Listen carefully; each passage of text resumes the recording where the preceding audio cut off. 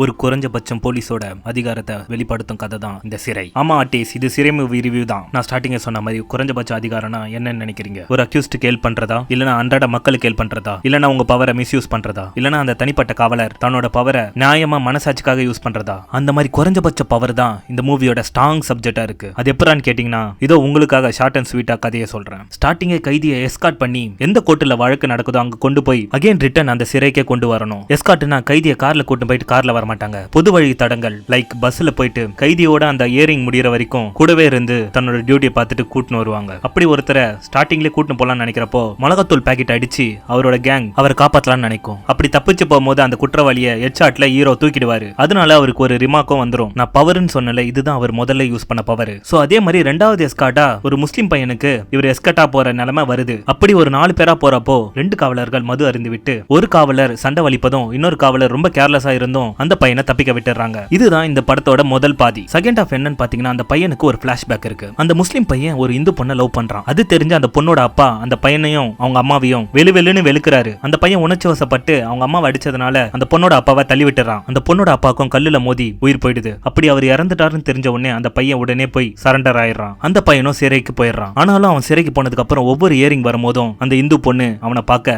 ஒரு வாட்டியும் வரும். அப்படி 5 வருஷமா இயரிங் வரும்போதெல்லாம் எஸ்கார்ட்டா ஒரு 3 பேர் அவங்க கூட போயிட்டு வருவாங்க.